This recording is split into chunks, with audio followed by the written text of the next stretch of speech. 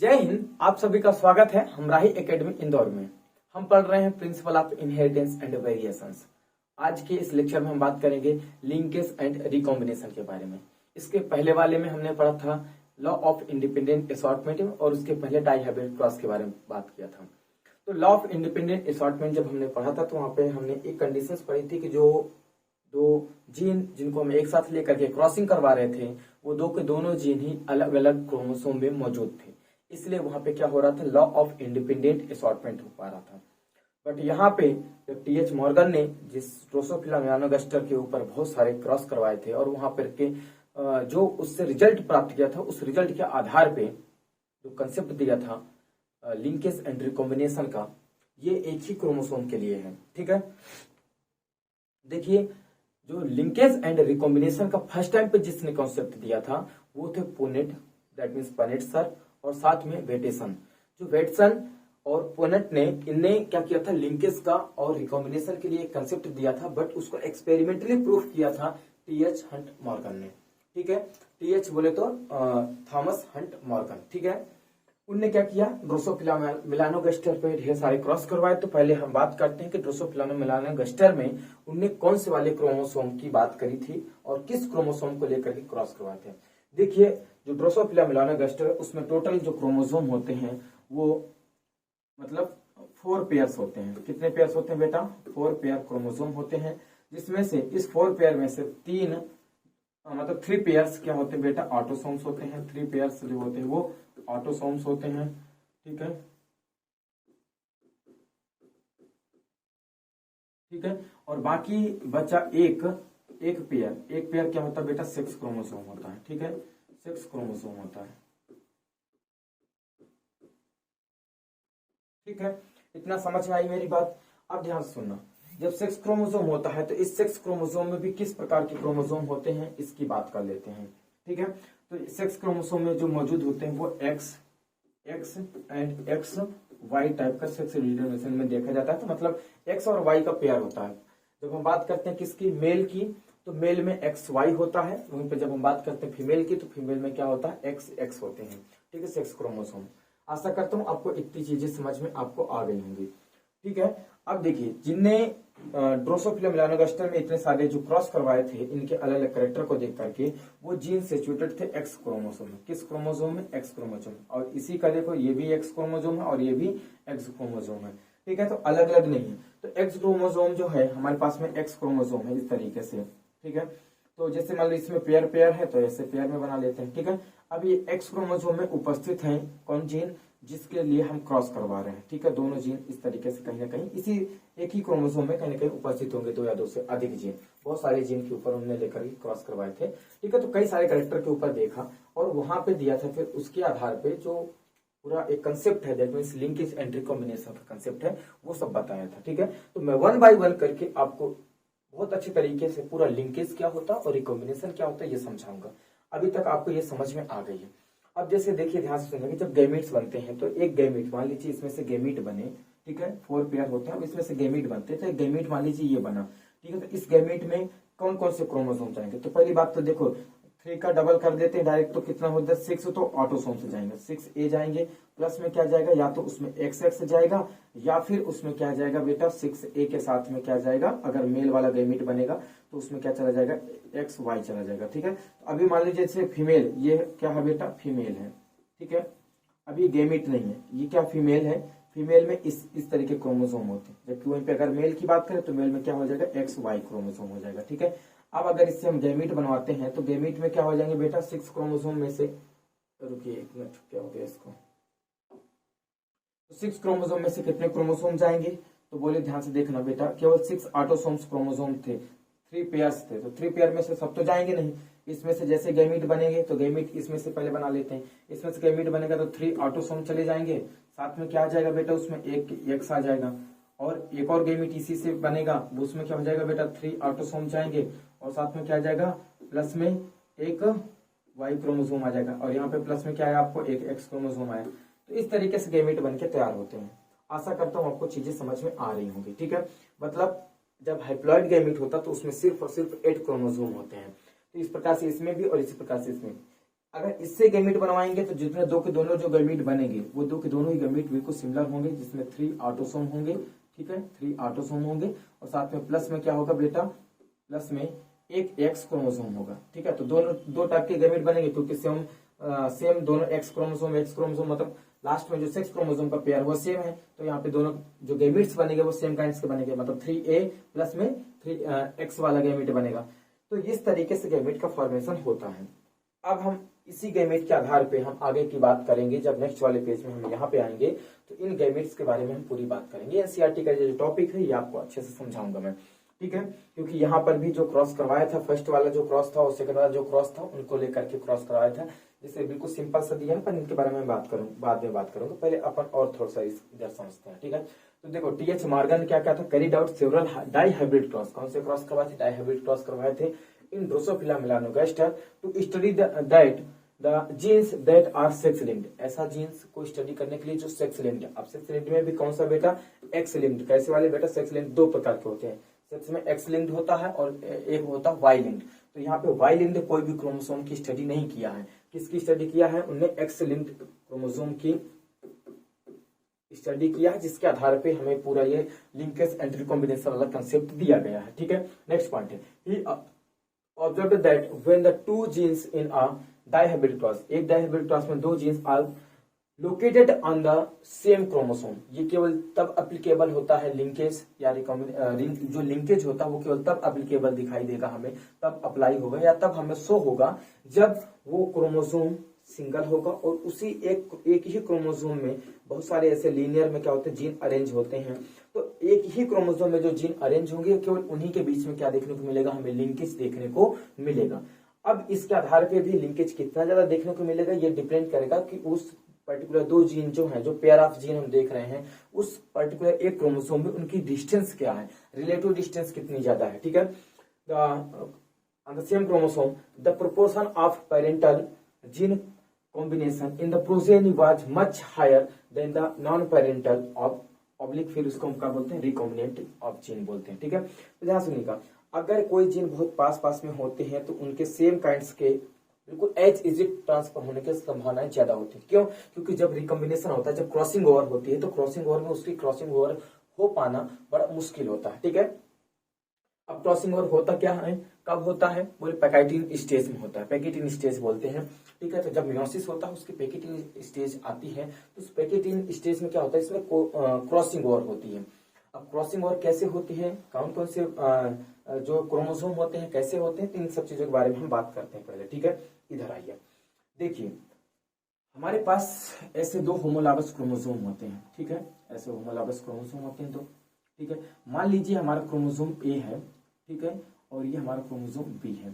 ठीक है, अब ये जो क्रोमोसोम ए है, क्रोमोसोम बी है, तो अभी मैं सोच रहा हूँ कि एक ही क्रोमोसोम बना लेते हैं। छोड़िए, हमारे पास एक क्रोमोसोम है, क्रोमोसोम ए। तो क्रोमोसोम जो ए है, ठीक है, ये ए क्रोमोसोम है। अब इस क्रोमोसोम में ध्यान से देखना क्या है, एक क्रोमोसोम इधर की तरफ, एक जो क्रोमोसोम इधर की तरफ, मतलब एक पेयर ऑफ क्रोमोसोम आपको दिख रहे हैं।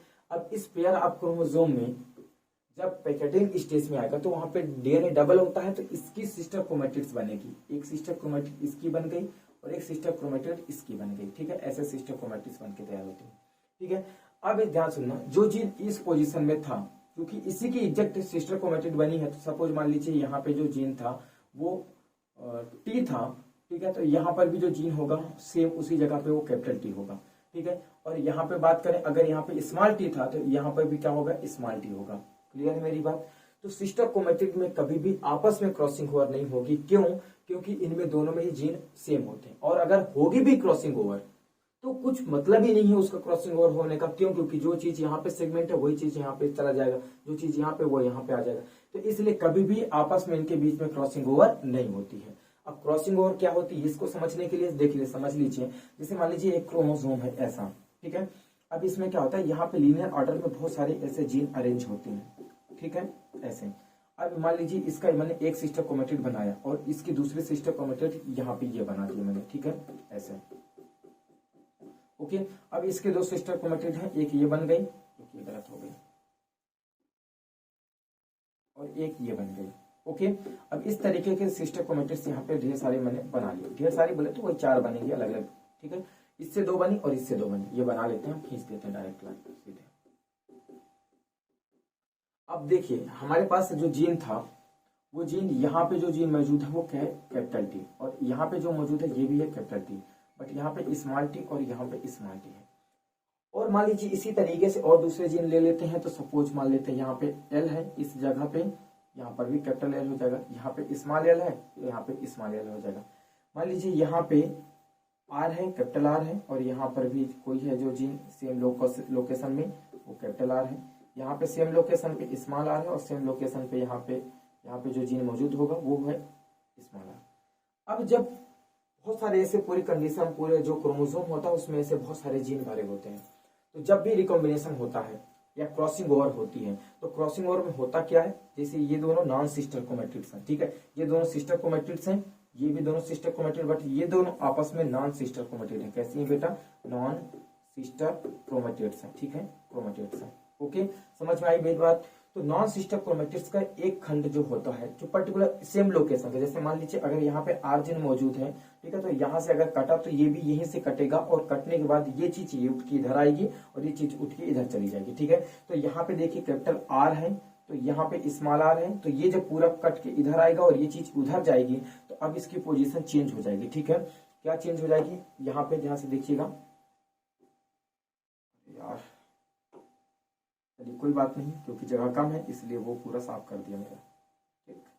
देखिए यहाँ पे क्या था, आर था, तो वो कट के इधर चला गया, दैट इज कैपिटल आर इधर आ जाएगा, और यहाँ पे स्मॉल आर आ जाएगा, तो इसका कुछ सेगमेंट इसके सेगमेंट में जाके बैठ जाता है, और इसका सेगमेंट कट करके इसके साथ अटैच हो जाता है, और दोनों का जो सेगमेंट है, जो डीएनए का पर्टिकुलर एक लोकेशन से जो सेगमेंट कट होता है, कट होने के बाद वो ट्रांसफर हो जाता है, एक्सचेंज हो जाता है, तो वो एक्सचेंज होना ही क्या कहलाता है, वो एक्सचेंज होना ही रिकॉम्बिनेशन कहलाता है या क्रॉसिंग ओवर कहलाता है। ये ध्यान सुना, ये सिर्फ नॉन सिस्टर क्रोमैटिड्स के बीच में हो सकता है, कभी सिस्टर क्रोमैटिड के बीच में पहली बात तो होता ही नहीं है, और अगर होगा भी तो उसकी कोई वैल्यू नहीं, क्योंकि वो एग्जैक्ट आइडेंटिकल होते हैं। तो जो चीज है, जैसे मान लीजिए आपकी अगर दो बुक है, ऐसा समझ लीजिए, ऐसे बुक है, ठीक है, अब मान लीजिए इसमें भी 10 चैप्टर हैं, और सेम यही बुक वही सेम उसी पब्लिकेशन की बुक ये भी है, सेम वही ऑथर की है, इसमें भी 10 चैप्टर, तो इसका चैप्टर अगर 5वें नंबर का चैप्टर आप कट करके इसके 5वें नंबर चैप्टर से जगह पे रख देते हैं, और इसका 5वें नंबर चैप्टर इसकी जगह पे रख देते हैं, तो कोई चेंज आएगा क्या, नहीं आएगा। बट अगर ये दूसरे ऑथर की बुक है, ध्यान सुनो, दूसरे ऑथर की बुक है, सेम वही सिलेबस है, बट क्योंकि दूसरे ऑथर की है तो थोड़ा बहुत कंटेंट चेंज होगा, तो अब अगर इसके 5वें चैप्टर की जगह इसके जगह यहाँ पे रखते हैं 5वां चैप्टर, और इसके 5वें चैप्टर को कट करके इसमें अटैच करते हैं, तो थोड़ा बहुत चेंज आएगा। तो यहाँ पे जो थोड़ा बहुत चेंज आएगा, मतलब वो क्या हो जाएगा, रिकॉम्बिनेशन हो जाएगा। इसीलिए क्या होते हैं, यहाँ पे इन दोनों के बीच में डिफरेंस होता है। क्यों, क्योंकि देखिए जब हमने एक सिंगल क्रोमोसोम बनाया था, ये क्रोमोसोम बनाया था, तो इसमें क्या था, एक मम्मी वाला था और एक कैसा था, पापा वाला था। बट जब ये एक रिकॉम्बिनेशन के लिए गए, मतलब सॉरी, जब वो मियोसिस के लिए जाते हैं ना, तो मियोसिस जाने के लिए तो एक प्रत्येक की सिस्टर क्रोमैटिड्स बन के तैयार हो जाती है, क्योंकि प्रत्येक की सिस्टर क्रोमैटिड बन गई तो वो सिस्टर क्रोमैटिड बिल्कुल से आइडेंटिकल होती है, और जो बाद में फिर मूव कर जाती है। तो आशा करता हूं आपको ये सब चीजें इतनी सी समझ में आई होंगी कि किस तरीके से क्रॉसिंग ओवर होती है। अगर आपके पास क्रॉसिंग ओवर का कंसेप्ट है, मतलब अब आपको लिंकेज समझ में आ जाएगा। अब ध्यान से मेरी बात सुनिएगा, जैसे मान लीजिए इस तरीके से एक लीनियर ऑर्डर में, क्योंकि यहाँ पे बोला गया है कि जो स्टर्टवंट है ना, टीएच मॉर्गन का स्टूडेंट था स्टर्टवंट, है ना, तो उसने क्या बोला था कि जो क्रोमोसोम होते हैं, उस क्रोमोसोम में जो जीन होते हैं वो जीन कैसे अरेंज होते हैं, बोले लीनियर ऑर्डर में अरेंज होते हैं। जैसे मान लीजिए एक क्रोमोसोम है और इसमें इस तरीके से बहुत सारे जीन अरेंज होते हैं, ठीक है, ऐसे। अब इनके जीन का नंबर हम दे देते हैं, ठीक है, ABC करके दे देते हैं, ABCDEFGHIJKLM, ठीक है, ऐसे हमने दे दिया। अब ध्यान से सुनना, ये E है,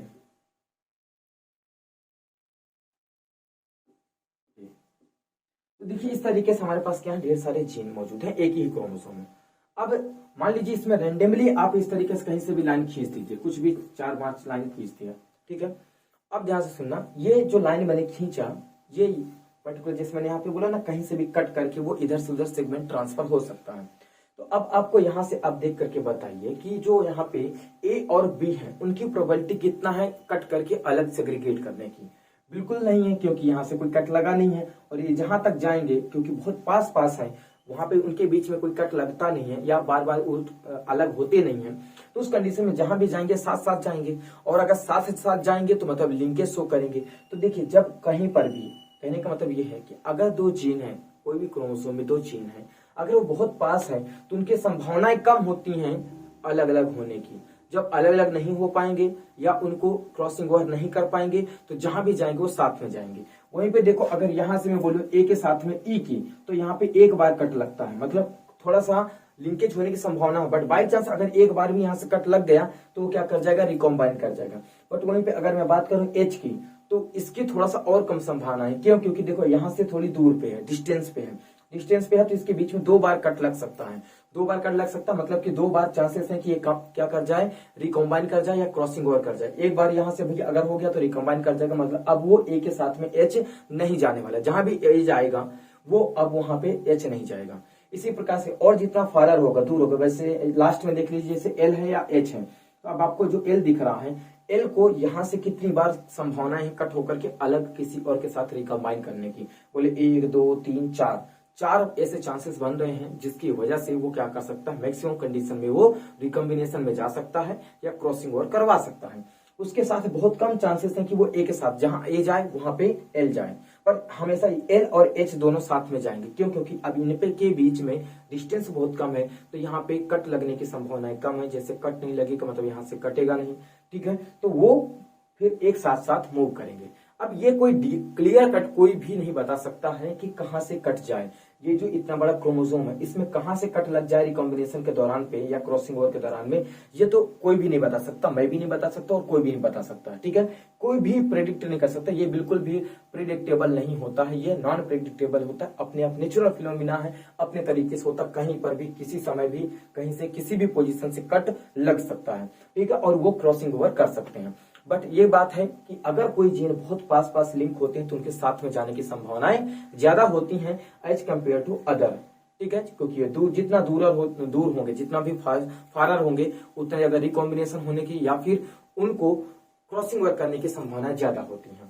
तो इस प्रकार से एक फॉर्मूला आप बना सकते हैं कि ध्यान से सुनिएगा, जो लिंकेज है, लिंकेज इनवर्सली प्रोपोर्शनल होता है बेटा किसके, क्रॉसिंग ओवर के, किसके बेटा, क्रॉसिंग ओवर के, ठीक है, क्रॉसिंग ओवर के, ठीक है, मैं ओवर को ऐसा लिख देता हूं OR, ठीक है, OR लिख दिया, क्रॉसिंग ओवर के इनवर्सली प्रोपोर्शनल होता है। और साथ में एक चीज और है, जो लिंकेज है ये इनवर्सली प्रोपोर्शनल होता है किसके बेटा, डिस्टेंस के, डिस्टेंस बिटवीन जीन्स, क्या बेटा, डिस्टेंस बिटवीन जीन्स। अगर जीन की डिस्टेंस बढ़ेगी तो लिंकेज क्या होता जाएगा बेटा, कम होता जाएगा। अगर क्रॉसिंग ओवर बढ़ेगी तो लिंकेज क्या होता जाएगा, कम हो जाएगा। बट ध्यान से सुनना, अगर इसी का एक और तीसरा पार्ट बनाता हूं, जो क्रॉसिंग ओवर होता है, क्या बेटा, जो क्रॉसिंग ओवर है, क्रॉसिंग ओवर डायरेक्टली प्रोपोर्शनल किसके बेटा, डिस्टेंस बिटवीन जीन के, किसके बेटा, रुको, डिस्टेंस बिटवीन जीन्स। अगर जीन्स के बीच में डिस्टेंस ज्यादा होगी तो क्रॉसिंग ओवर भी ज्यादा होगा। अगर डिस्टेंस के बीच में जीन के बीच में डिस्टेंस कम होगी तो क्रॉसिंग ओवर भी क्या होगा बेटा, कम होगा। तो ये तीन फार्मूले हैं आपके पास में, फर्स्ट फार्मूला, सेकंड फार्मूला और ये थर्ड फार्मूला। तीन फार्मूले से सब कुछ जो लिंकेज होता है, जो रिकॉम्बिनेशन होता है, बहुत आसानी भाषा में आप इनको समझ सकते हैं, ठीक है। अब हमारे पास में क्या है, एक एग्जाम्पल है जो किसके द्वारा करवाए गए थे, जो TH मॉर्गन थे और उसके साथ में जो उसके कलीग्स थे, मतलब जो भी फ्रेंड वगैरह या स्टूडेंट थे, उनके साथ मिल करके उन्होंने क्रॉस करवाया था ड्रोसोफिला मेलानोगास्टर पे, और उन्होंने 2 क्रॉस करवाए थे। एक क्रॉस में यहाँ पे जो क्रॉस दिख रहा है NCERT का बिल्कुल डायग्राम है, इस क्रॉस में उन्होंने लिंकेज को रिप्रेजेंट किया है, जबकि यहाँ पे ऐसे जीन लिए हैं जिसमें रिकॉम्बिनेशन देखने को मिल रहा है, ठीक है। अब ध्यान से सुनना बेटा, ये भी X क्रोमोसोम है, ये भी X क्रोमोसोम है, यहाँ पे एक X जो क्रोमोसोम है और एक Y क्रोमोसोम है। आशा करता हूँ शायद आपको विजुअल होगा, अदरवाइज मैं आपको चेंज कर लेता हूँ, कलर चेंज कर लेता हूँ। चलिए, तो देखिए ये भी क्या बेटा X है और ये भी X क्रोमोसोम है, और ये हमारा एक X क्रोमोसोम है और ये Y क्रोमोसोम है। सेम इसी प्रकार से यहाँ पर भी हमारे पास X और X एंड Y क्रोमोसोम है। तो Y क्रोमोसोम तो बस ऐसा नाम मात्र का है, वो सिर्फ ये बताएगा कि जो मेल बन रहा है या फीमेल बन रहा है, चाइल्ड जो भी है, ठीक है, और बाकी इनमें हमारे जीन लोकेशन है, जीन लोकेटेड है। अब ध्यान से देखना, इधर की अगर बात करें तो इधर की तरफ दिया है फीमेल और इधर की तरफ मेल गैमेट्स दिए हैं, ठीक है। मेल गैमेट और फीमेल गैमेट के बीच में हम क्रॉस करवाएंगे, ठीक है। आप ध्यान से सुनना, जैसे इनके बीच में गैमेट्स बनेगा, गैमेट्स वगैरह बनने के बाद फिर क्रॉसिंग होगी, तो पहली बात करते हैं हम एक्स क्रोमोसोम में कौन कौन सी जीन उपस्थित है। तो देखिए यहाँ पे क्या है बेटा, येलो है, येलो उसकी बॉडी है और व्हाइट आइड है, याद रखना है, ठीक है। येलो बॉडी व्हाइट आइड है, और जबकि यहाँ पे जो बात करेंगे तो उसकी जो बॉडी है, बॉडी कैसी है, ब्राउन है, ब्राउन बॉडी है और रेड आइड है। इनके बीच में क्रॉस करवा दिया, ठीक है। अब इस चीज को थोड़ा सा लिखना पड़ेगा, कहीं लिख लीजिए। बॉडी कैसी है, येलो बॉडी है, ठीक है, येलो बॉडी, ठीक है। और क्या है बेटा, व्हाइट आई है। और यहां पे क्या है बेटा, हमारे पास ब्राउन बॉडी है, ब्राउन बॉडी है, और साथ में क्या है, हमारे पास में रेड आइड है,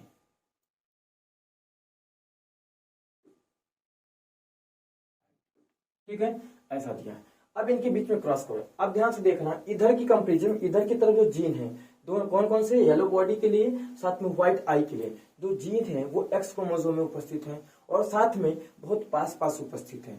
तो अब जहां जाएंगे वो ये साथ में जाएंगे, साथ में इस वाले क्रोमोसोम में, एक्स क्रोमोसोम में अगर हम देखें, क्योंकि ये वाइल्ड टाइप है, ये कैसा वाइल्ड टाइप है, और जबकि ये येलो एंड व्हाइट टाइप है। तो अगर इसके बारे में बात करें तो इसमें क्या बेटा, ब्राउन बॉडी, इसकी बॉडी ब्राउन है, तो ब्राउन के लिए जो जीन है वो वाई प्लस है। प्लस क्या करता है, रिप्रेजेंट करता है कि डोमिनेंट है, ठीक है। और यहाँ पे डब्ल्यू प्लस का मतलब होता है रेड आइड है। कैसा है बेटा, रेड आइड है, पर वो भी कैसा है, डोमिनेंट है। तो चूंकि ये जीन भी बहुत टाइटली लिंक्ड है और इधर वाली ये जीन भी बहुत टाइटली लिंक्ड है, तो जब इसमें गैमेट का फॉर्मेशन होगा और उसके बाद में जब हम क्रॉसिंग ओवर करवाएंगे तो जो F1 जनरेशन आएगी, ध्यान सुनना, जो F1 जनरेशन आएगी तो जरूरी है कि उसमें जो एक्स क्रोमोसोम है, एक्स क्रोमोसोम में जो जीन है Y प्लस और W प्लस, उनकी संभावना है कि वो साथ साथ जाए। जैसे यहाँ के केस में देखेंगे तो ये दो को दोनों साथ साथ आए हैं। सेम इसी प्रकार से Y और W इधर में जो जीन मौजूद है एक्स क्रोमोसोम में, जहां भी जाएंगे वो भी देखो साथ साथ जा रहे हैं, मतलब उसमें बिल्कुल भी आपको क्रॉसिंग ओवर देखने को नहीं मिल रही, रिकॉम्बिनेशन देखने को नहीं मिलेगा। F1 जनरेशन तो बिल्कुल भी देखने को नहीं मिला।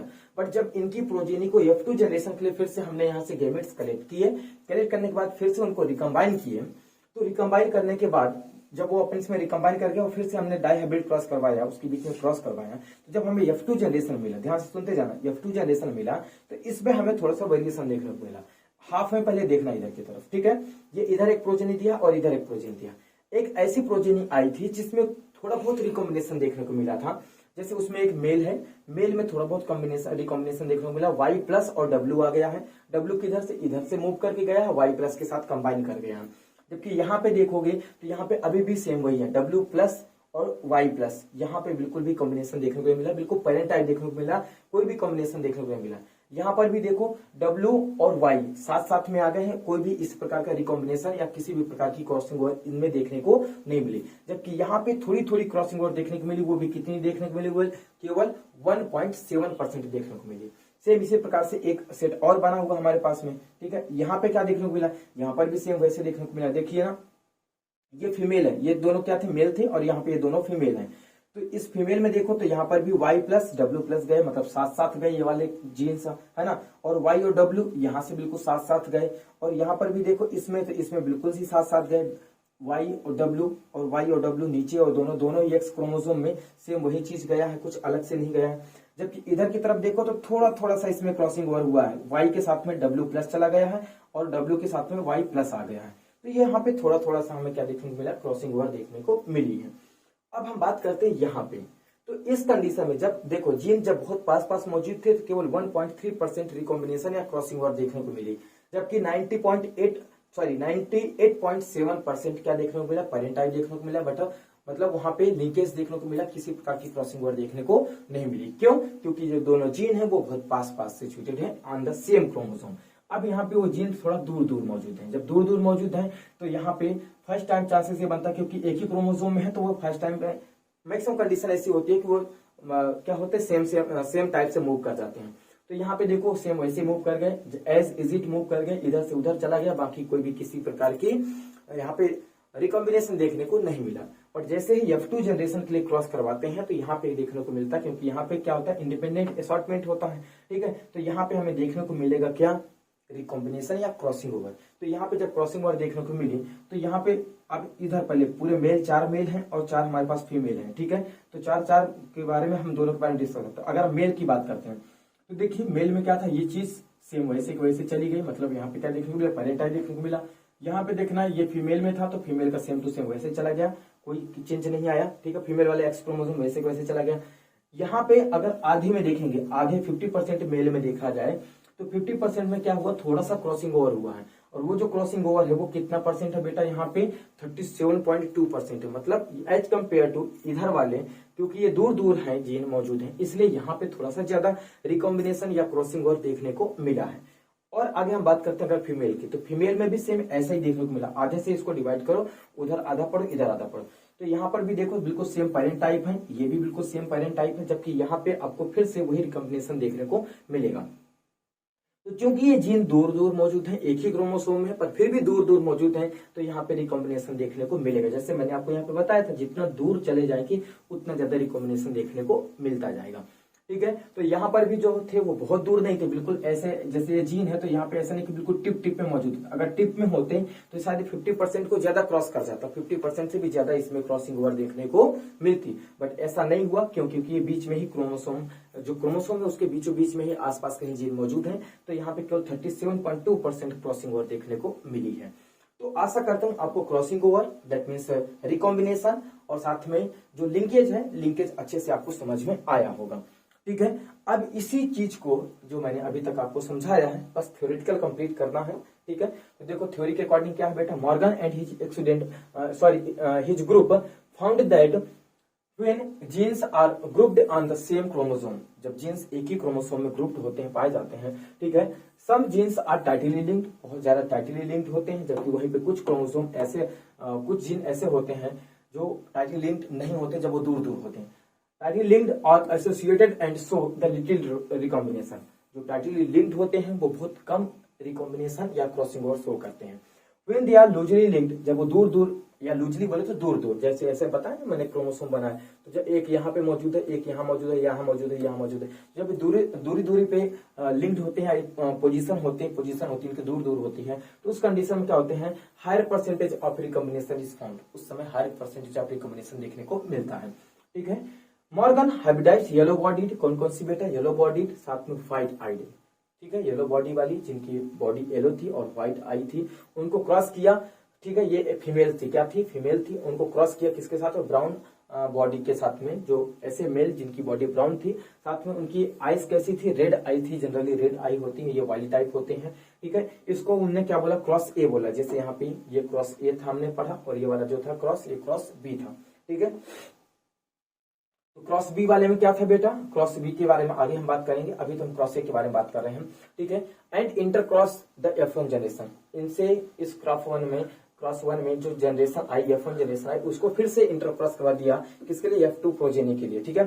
F2 progeny found that the genes that means white gene और येलो जीन्स, एक व्हाइट है, ठीक है, येलो बॉडी के लिए है, और व्हाइट किसके लिए, आई के लिए है। ये दोनों ही gene they are very tightly linked, दोनों बहुत टाइटली लिंक्ड थे, ठीक है। And shows only 1.3% of recombination and the pair of genes not segregated independently, and the ratio of F2 generation is very different from 9:3:3:1।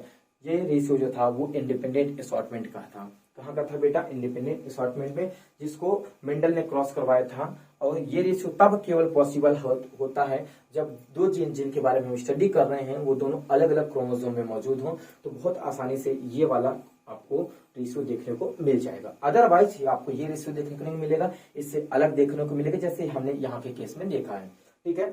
Next point और आगे बात करते हैं।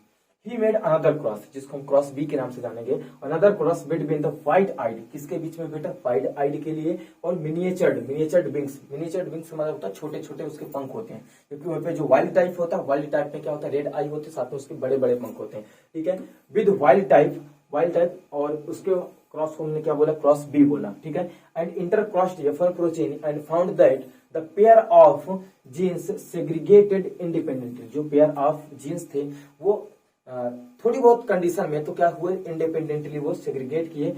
And the ratio of F2 generation is different, F2 generation का ratio different था, 9:3:3:1 नहीं आया था, बट क्लोजर टू इसके आया था, ठीक है, एंड हैज क्लोजर टू 9:3:3:1 के, दैट मीन्स इट मीन्स क्या हुआ, it showed the more recombination, इसने ज्यादा रिकॉम्बिनेशन शो किया, H and less linkage show किया था, ठीक है। इस प्रकार से हमने बहुत सारे क्रॉस करवाए थे। नेक्स्ट पॉइंट और आगे हम बात करते हैं, अल्फ्रेड स्टर्टमंड, एक उनके जो स्टूडेंट थे टीएच मॉर्गन के, थॉमस हंट मॉर्गन के, उसने क्या किया था, determined that the genes of Drosophila are arranged in a linear order on the chromosome. ये पॉइंट मैं पहले भी आपको बोल चुका हूं कि उसने क्या पाया था, स्टर्टमैन ने क्या पाया था, बोले जो जीन होते हैं ड्रोसोफिला के एक्स क्रोमोसोम में इस तरीके से लीनियर ऑर्डर में मौजूद होते हैं, ठीक है। जैसे मान लीजिए अब इसको क्रोमोसोम बना लीजिए, ऐसा है ना, ऐसा क्रोमोसोम बना लीजिए, तो इसमें इस तरीके से लीनियर ऑर्डर में क्या होते हैं, जीन्स मौजूद होते हैं, ठीक है।